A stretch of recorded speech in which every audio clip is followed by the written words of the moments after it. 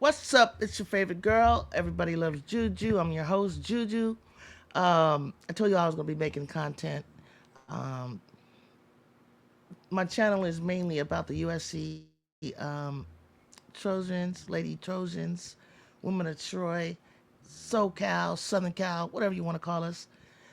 You can call us Juju and the Jewettes, whatever you want to call us. But I'm here as your host. What I do on my show, I just like to cover all things Lady Trojans, and also featuring JuJu Watkins. Um, my interest in JuJu goes it's fairly new. Um, I especially caught on to Jew and heard about Jew like during the COVID years when Jew was playing for Windward High School.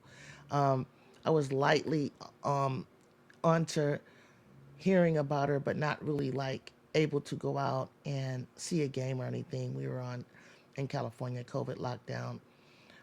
I was familiar with some of the coaches over at Windward High. I heard about this team and just really um, how well that they were doing in terms of challenging in the state. And then I heard later that she was at the same high school as Barney James at Sierra Canyon, our high school SC. And so I think after she hit her senior night, she had 60 points. I actually wanted to see that game and really step out and go check it out. But at the time, I was not able to do that. Um, However, when she made her big announcement that she would be attending USC, I got super excited. I got super excited because we hadn't really had, a 5 star of this level and caliber as JuJu Watkins um, since back in the day with Cheryl Miller. And I'm always looking whenever USC, um, has a, you know, California Miss Basketball or All City or Parade All American or what they call it, Gatorade All American, National this and that. Since Lisa Leslie and Tina Thompson. Um, and then we had a number one recruiting class, I think, back in the maybe, it might have been like 94 or so. Uh, or no, early 2000s. I think we had a number one recruiting class, and I got to know a lot of those players. But alas, we're here now with Judea Skies Watkins, also known as JuJu Watkins. Um, so yeah, I hopped on the bandwagon early. I wanted to know everything I could about this kid. But until I saw her in person or laid eyes on her, I wasn't going to be completely um, ready to uh, pass the torch, so to speak, from Cheryl Miller to an individual uh, of a generational type talent like I witnessed in my day with Cheryl Miller. So anyhow, so basically, I started to follow this player. I went to go see her several games last year. Actually, took a photo, met her. I was in the Bay Area at the time. I wanted to see the Stanford game, but it was a little bit too far um, from where I was staying. So I said, you know what, I'm gonna catch the Berkeley game. But that night when I found out she had scored 51, I just almost wanted to just punch myself. But so I go and I see her the next day, and yeah, so on the way to the car, there wasn't a large crowd around her. There was a line, but not a large, like it is when you're at home way. So I was able to introduce myself, and kind of tell her, like, hey, I'm an old head, I'm an old school player, same nickname, wore the same number. My senior year, number 12 at college. I'm a shooting guard. I didn't go into all that detail. Mostly, I emphasized that, you know, the nickname for my abbreviation of my name is Juju. From childhood, my father gave me that name as a little girl, and so basically, yeah. So anyway, there's a big game coming up. UConn uh, and USC Trojan. Unless you've been under a rock, you obviously do know that Saturday is Paige Buckets against Watkins, and it's kind of like for her, it's sort of a rematch. Last year, if you didn't know, the USC Lady Trojans, with a whole new team except for Ray Marshall, our center, was all new, and Coach Gottlieb was like in her third season, and we were ranked 21 because no one really knew what they were going to do with this new squad. And so basically they were they had beaten number 4 ranked Stanford in February. Then they came back and beat the number 2 ranked team at the time, which was UCLA, and UCLA was undefeated at the time at the Galen Center. And see, that's the thing. A lot of teams. I mean, take a look at the top 25 right now, as of today, right? Um, third week of December, not even Christmas yet. You could be in the 25th spot, 21st spot, 17th spot, but as time goes on and you get into the tournament, and you get into your own conference tournament, and then you move on from your conference tournament to March Madness. Hey, anything can happen. Anything can happen, and anything did happen. We actually won our SEC tournament. We were the top seed. Played our first round, second round games. Baylor, Kansas, and Baylor first, and after winning the Pac-12 tournament, and so it propels you into the Elite Eight, and this is where this is where the importance of Saturday's game against UConn, um, to kind of get that taste out of her mouth. Everybody saw Ju, crying, shedding tears because it meant so much to her, to do whatever she could do to win for this team and to really make a run at the tournament, get into the Final Four, at least the Final Four, so that when you're in the Final Four, you're so close to being able to get to the championship. Once you're there, it's just kind of like, you know what, you just throw all caution to the wind and you just free ball out, right? And Paige Becker's, I thought it was a really good game, except for looking back at it, and during the game, I noticed that um, the team, you know, they weren't really focused on getting the ball to Ju. And part of it was, yes, she's a decoy in my opinion, but after a while, it's kind of like, okay, that's enough decoying. She needs the damn ball. And for like 8 or 9 minutes, the ball never touched her hands. And during that time, once it did, she was at the top of the key, boom, boom, boom, against Paige Jew, exchanging buckets. And at the end, but Paige got the better of her. Um, and I looked at the reason why, one of the seniors, who, no, shout out to her because, Mackenzie Forbes, I can understand why she had taken as many shots as she had done because it was working.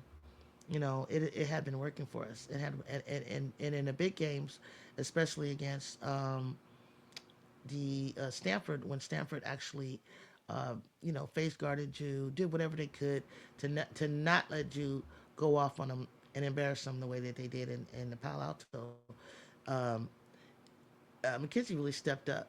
I mean, McKenzie stepped up big time. Like she was MOP probably of the tournament, and all that. So shout out to her. But it was a tough pill to swallow because if I had any coins to put down on, if I was a better to put some coins down, I would have had USC for sure, winning. and making it to the Final Four, especially with a depleted bench of UConn.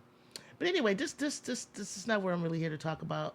I'll probably go live and do a little preempt to the game on Saturday. But I just wanted to just shout out to, you know, Juju and her team for just, easing, all the good news and bringing her out to the public in a way that you don't oversaturate her and get tired of her, because we all know that there's all these trolls on the internet, and as soon as that people see her too much, there's jealousy, or people just get maybe envious, who knows, and they start trolling.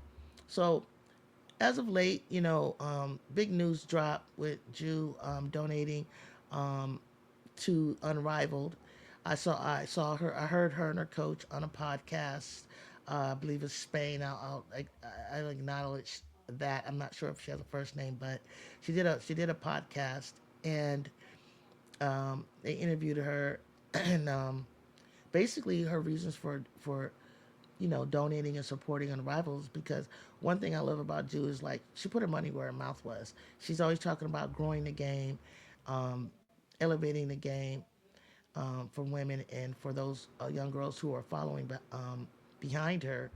And she did just that by donating an undisclosed amount of money, along with Don Staley and Giannis Antetokounmpo. I can't pronounce his name all the way. Um, and I think another person also, and they raised about $35 million, which is amazing. Someone at 19 years old, a sophomore, doing something so incredible like this. And this year, she also inked a deal, an extension on her Nike deal that she earned in high school through Clutch Sports. Is doing a great job marketing her, um, you know, branding her, and so on and so forth. She'll be probably getting her shoe deal. I'm sure they're creating a shoe. And as much as Jew talks about fashion and much as she's a sneakerhead, I'm sure it's going to be kind of a shoe that I personally would buy.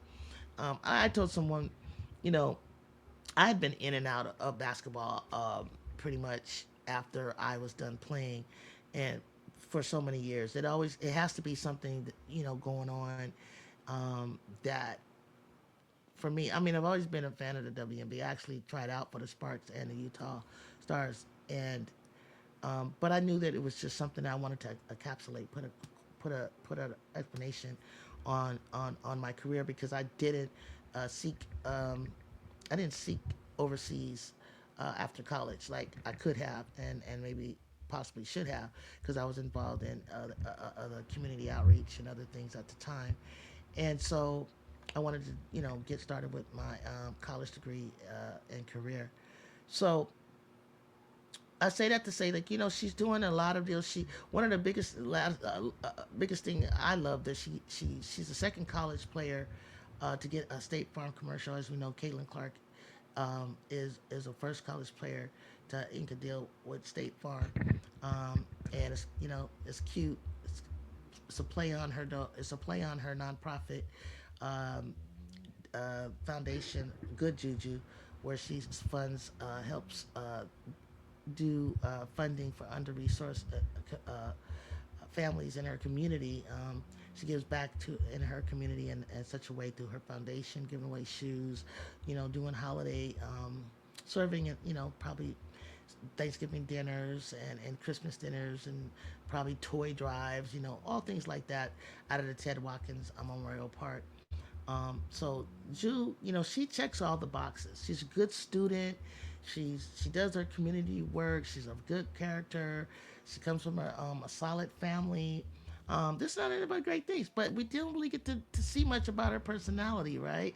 One, she's a self-proclaimed introvert, but as she gets older and she grows and she gets used to more and more interviews, and she loosens up and just gets, like we all probably had to do, get in college and just find out who we are with our peers and around our team, and get comfortable. You'll see more and more with her. So I just wanted to show you this because it was through GQ Sports today that I saw that JuJu Watkins um, talked about her 10 essential things that she can't live without. And it's so funny because of several of these things I actually own already. And I had no idea that, because I don't want nobody to think I'm weird. Because I thought Juju was like a niece to me. You know what I'm saying? But if I were gonna if I was gonna kick it with somebody when I was 19 and her age, it'd probably be Ju, because Ju is just like I could so relate to her and the things that she likes and the things that she do. So it's kind of cool seeing her, because I think she a little old soul though. Now the only thing though, her style, her taste in music, although I love R&B. Don't get me wrong, I love me some R&B, but I gotta have that mustard. I gotta have that too, right? I would probably be listening and bumping to something like that. So I want to play this video for you because and let's just listen in and get to know JuJu Watkins a little bit more.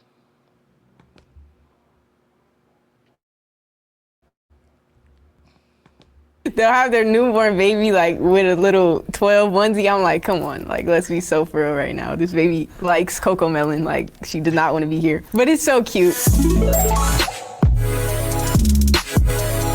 What's up, GQ? It's JuJu Watkins, and these are my essentials.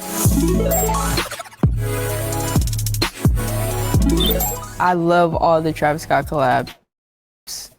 I actually recently got these. I've always wanted these since they came out, and now. So I'm gonna stop it right here. I got some Travis Scotts. I could actually bring them on camera to show you. Mine's are my college colors, Cal State Northridge, red, white, and black. So the first thing I peeped was she has colorway Travis Scott. So I was like, oh, all right, you, I got you. I see you. I wear them like almost every day. This colorway is crazy. It goes with everything. I have like the whole collection. It's like the Infinity Stones. Like these were the last ones I needed. Now my collection is complete. I only collect the lows though. I'm not really like a high one Jordans. That's not really my swag. That's even like on the court. I only wear low tops. So it's just a mental thing. In game shoes, first they need to look good. Comfort and like stability is like the biggest thing. I like my shoes to feel tight, so like I feel like I won't roll an ankle or something. I'm definitely a sneakerhead. I have like so many pairs of shoes. I also have the Travis Scott Air Force Ones, the Cell ones. Love those. It's probably not good for me because I do spend a good amount on shoes. The CPFM Dunks, I love those. Been trying to get those ever since they come. Now, what I thought she was gonna say was, it's probably not good for me in terms of wearing low tops, because Ju has had terrible time with twisting and rolling her ankle. Um, I'm glad she didn't mention it here, because we don't want to put that in the air, even though I did. But we all know that she kind of tweaked her ankle in the last game against Elon University. But one thing I can say as a positive note is that last year this time uh,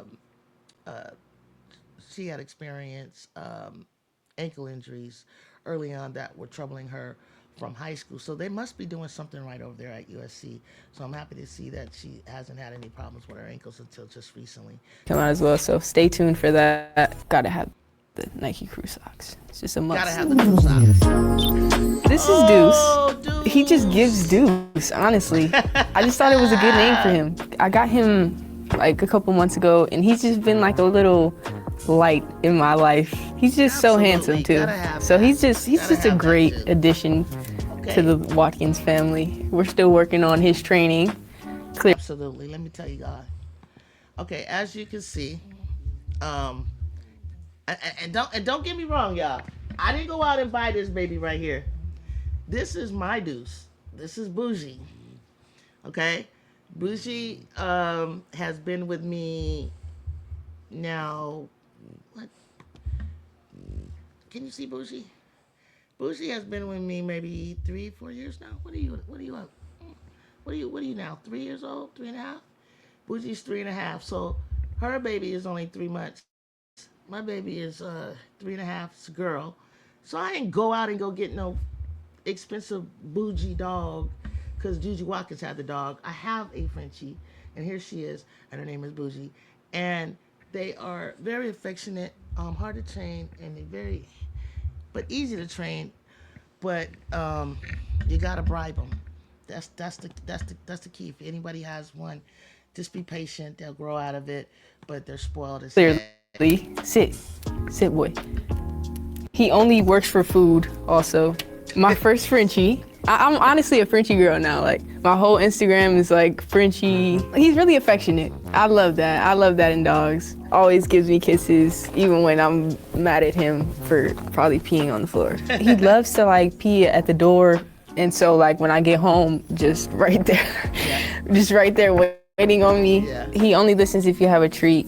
He's still a good boy though, Okay. despite everything. Yeah, they only listen 'cause that's a treat. Some of the bracelets I got last season from like little fans. I always try to keep these as much as I can.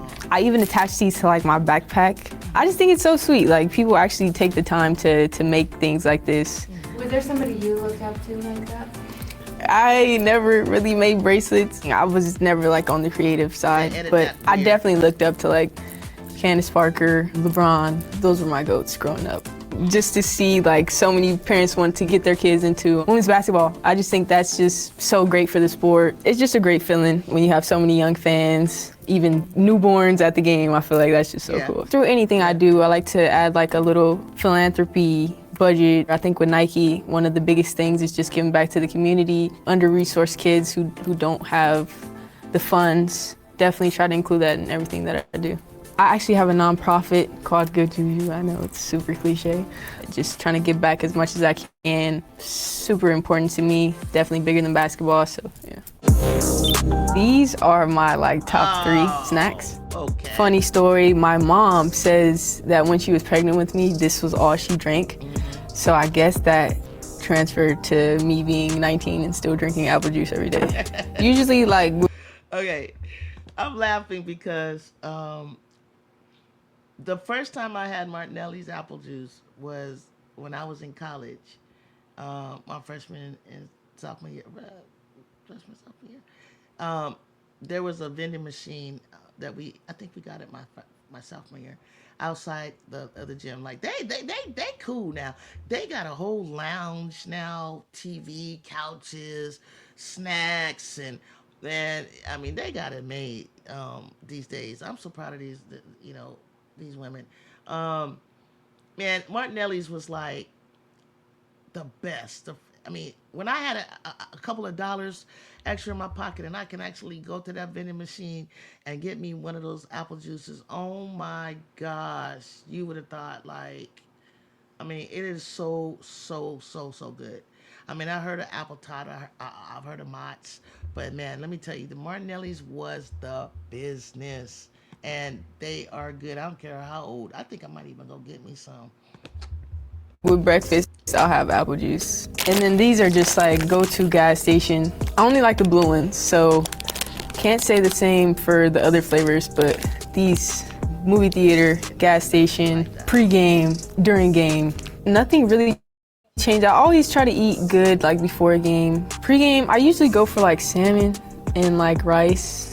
I don't really eat that bad. I do need... Now look, I ain't gonna say that I eat nerds, but literally a month ago, what was it? Oh, the last time I had the blue pack was my godson and I, Jace, were going to the USC Notre Dame game, and I stopped to pick up some snack, and I picked up the nerds. The blue one, not that big bag, but a smaller bag. And I thought he was gonna like it. And he said, "No, I don't really like that kind of candy." So I started eating them, kind of sour, kind of sweet. But they got these little, the nerds that I grew up with didn't have like a chewy side to it. It was like these hard, crunchy ones. So that kind of got like this spongy stuff to it. And it was like he said, "I don't like those," but I ended up finishing them. So, you know, okay, Jew, we got something in common again. And then I heard you talking about the salmon and rice. Once a month, I eat salmon and rice. My favorite place to order it and to get it is when I'm home. Is I like California Fish Grill. I have that. DoorDash to me, or else if I'm in a restaurant, I try to get like some blackened salmon and some rice. But you couldn't at her age. You couldn't get me to try salmon. Salmon. Now I know how to make it, fix it, how I like it to taste. But I thought it was like I mean that was some grown up stuff. It tasted really gamey to me, real fishy. But now I get it. I like it, and I wish I would have eaten more of it. A friend of mine, rest in peace, got me to when I was trying to slim down um, about 11 years ago. Told me just to eat salmon for dinner for a week, and showed me how to fix it, how to make it taste good, and how it can, help you trim down. So yeah, it's kind of cool. It's got a lot of protein to it. So right on. Shout out, dude. To get better with snacking, clearly, but very random, I know. Turkey jerky, I actually love it. I don't know why I love it so much. It's just like a good late night snack for me. Edges is just a big thing for me. Like I said, I really care about my appearance, and hair is like the #1 thing for me. As you can see with the bun, like it's always done. The saying, you look good, you play good. I notice like when my bun gets knocked out, I literally like cannot. I probably shouldn't say that because people are probably going to try to knock out my bun. Out. I could still lock in with the undone bun, but I'm just saying. Tell them, Ju. And that's where I want to go next. Check this out. I want to go next to share this on my screen for you because it's funny that she said that when she actually, let me show you. And most people don't pay attention to stuff like this, but I totally can relate. I was like this, when my hair wasn't right, I wasn't right. And that goes back to when I was young, coming home with my hair all over my head, and my mom, getting on me about it as a result. She's like, but let me tell you guys, at the McDonald's All-American game, something I had noticed in this game, hopefully you can see it. She starts off like I did when I went to school. She starts off, and you can see it on the free throw line. Bun is perfect. See that? Her bun is banging, right? The bun is banging. It's fourth quarter, right? So it's 81-74. Now mind you, the West won, but it's 81 East, 74-76 West. So the game is going on, and mind you, Malaysia for Wiley is on the East. She gets fouled right there by Hannah Hidalgo, slams her face to the ground. I don't know if you could catch that. I mean, I don't know how she wasn't just knocked out on that move right there. Hannah being overly zealous. Ju tries to go behind her back. Hannah's trying to do her patented steal. Trips her. Ju hits her head. Bun comes loose. Again, for Wiley's honor, fouls her. Boom. Gets to the free throw line. Look at the baby's hair. It's not funny, but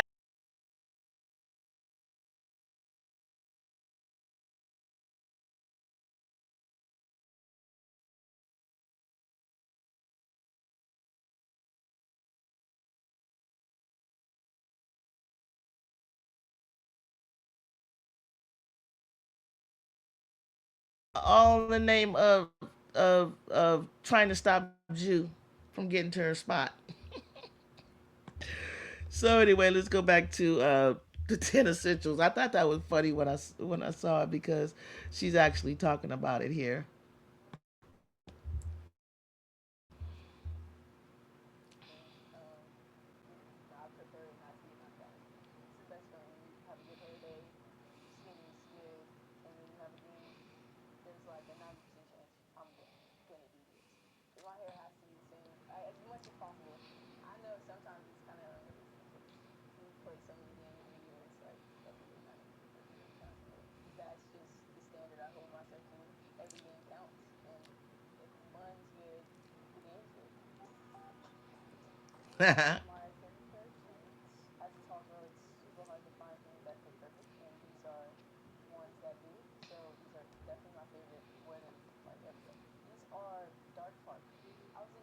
Hmm. Mhm.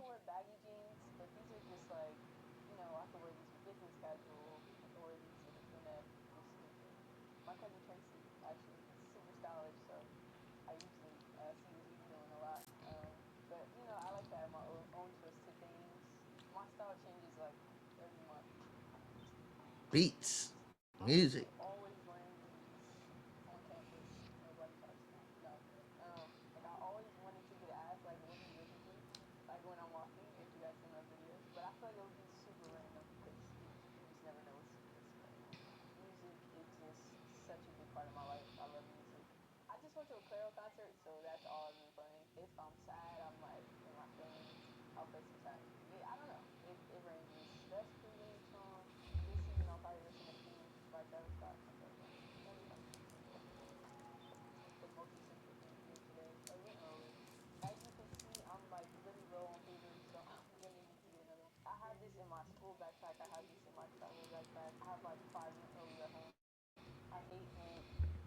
Yeah, I hate lint too.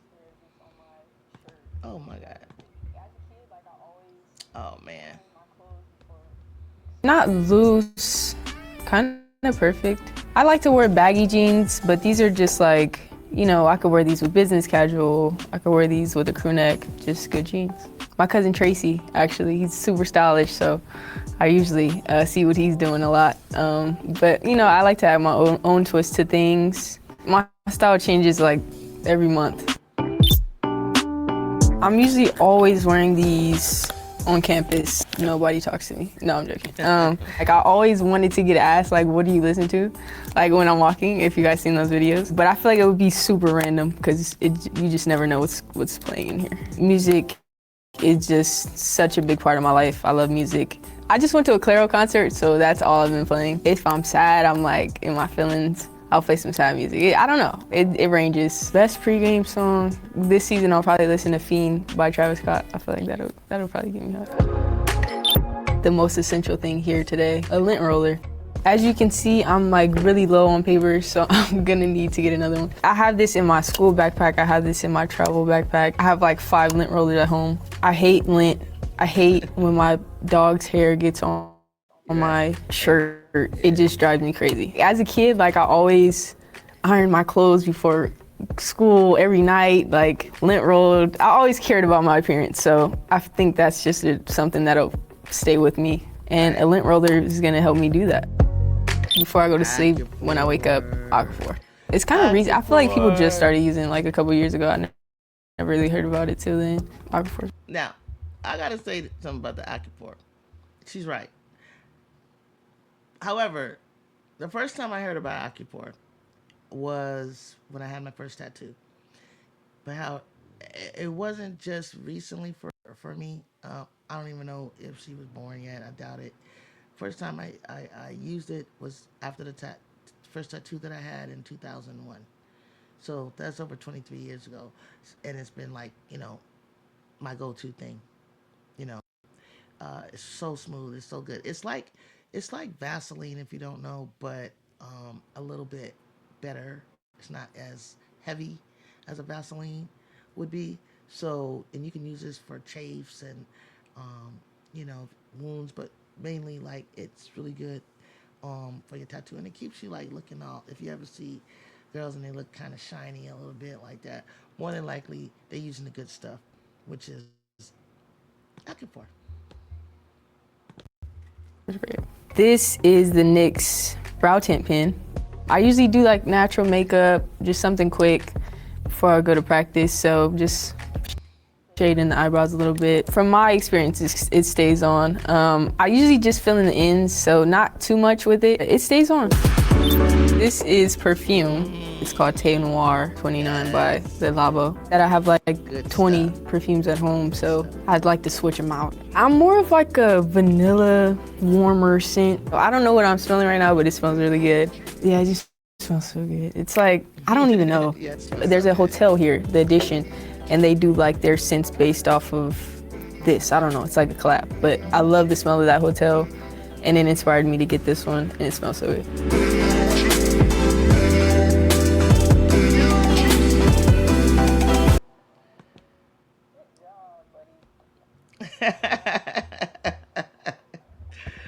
So that's it. Y'all, Juju is doing her thing. I'm loving the content. I'm loving the fact that you can see, her personality. Um, the biggest thing about what you know makes people follow stars and following is the preference of. I mean, you could have a player that is the number one player or have won a national championship, but you just like that player. You just like their personality and you like their swag or their vibe or, the aura that they give off. And then you start kind of following them. But mine just happens to have all of it. I like her, her personality, just kind of California, kind of Cali laid back, um, smooth, chill, just real chill. They of course we get hypey and everything like that because there's different parts of California, with the Bay Area swag and style and our moves up here, but then also in Southern California, there's also that, hang one, a dude, you got the Valley girl, but Juju, she's from Watts, so Watts up, and you're gonna get to know more and more and more about her, um, this fascinating athlete and what makes her tick. And if you want to catch more and learn more about Juju Watkins and what makes her tick, um, what does she think about you know the like who is her favorite player growing up, and you could tell she's of a different generation because my generation I would say Dr. J, and then you know further on past the next they'd probably say Kobe, and then there's LeBron, and I'm just talking about guards, not big guys and centers and stuff like that. But there's a plethora of NCAA college women athletes that you can watch and be drawn to, and you can appreciate their styles. Most notably, coming up this Saturday, I'll be on live. I'll be here with you, hopefully, in my cave to watch the UConn USC game in the evening on the West Coast. They will be traveling to UConn to face in a non-conference battle Paige Buckets, Sarah Strong, I'd say, and as of late, Ashlyn Shade. They won't probably have AZ Fudd, but hey, we won't have Kennedy Smith. So I think before it's all said and done, because I know you're going to see these two phenomenal shooting guards going head to head when they both get to the WNBA. Paige will more than likely be the number one draft. I don't see anything knocking her off of that because she's very efficient this year. There's things that we'd like to see her do more for her team, but I'm sure her ultimate goal is not to leave UConn um, without a championship. And of course, they're going to have to go through some really good teams in order for Gino Ariama and Paige Baker to accomplish this before she graduates. Also, they lost to Notre Dame just like we did. Um, we don't know if this is a one-off for either one of our teams. I suspect one of us is going to face Notre Dame again later on down the line in the tournament, and I'm looking forward to redeeming ourselves, and I'm sure Paige is too. Um, what's important about this is that if I'd say if UConn loses this game to us, it's going to affect their seeding because the next game that they're going to be playing in February will be against the South Carolina Gamecocks, and I have no crystal ball as to say who would win, but just for prediction's sake, um, you more than likely South Carolina will be the victor but we don't know. But if they are and they lose three, that's going to affect their, that's going to affect UConn seeding. So they want to get one of two of these or both of these games as a win, I'm sure, because in their conference, in the Big East Conference, they really don't have a lot of competition. Everyone knows that about UConn and the Big East, and I'm not, saying something that other people don't, know about the Big East. So it's really important for them to get both of these games. So with that being said, it's really important for us to kind of start off before we go into conference play for USC to get this win as well. Just for morale's sake, I'd say. Just for morale's sake. And I just want to see Ju get off into a good start and and start making it more knock that chatter off because the two of them are up for player of the year. They're one of the top front runners, although there's others that are closely close in this race as well. One being Hannah Hidalgo, who's beaten both of them. So, we'll have to see. I still say we have to say, but the nod might be a little bit edged to Hannah. However, we got to look at the stats. For me, you got to look at the stats. But however, the fact that Hannah's beaten both of them could mean a lot. But like I said, what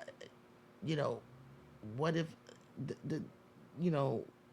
let's say USC knocks off a big team like UCLA, which is in our conference, that in the Big Ten that we have to play twice. So that would trump it all as far as I'm concerned. So, or look at Page. What if Page, is in the 5th or 6th spot and they knock off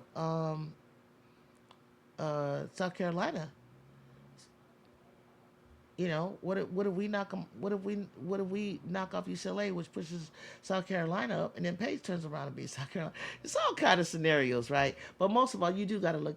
You do got to look at the facts. You are going to have to look at the the numbers. So I want to get on up off of this recording for you, and if this is your first time here, hit that like button, hit that subscribe button on your way out, and always when you come in, hit that like button. Tell a friend, tell them to join us. We talk live. You come into my cave, I read your comments, I put your comments up. We all talk hoop. We all are here just to vibe together and watch the game together. And we learn. I learn a lot from my chat, and they learn a lot from me. But it's really exciting, and I'm really excited to see what's going to take place this Saturday on Fox Sports 1. I hope you all will be there to watch, and I hope you'll join me here on Everybody Loves JuJu 1-2 Talks Hoops. See you next time.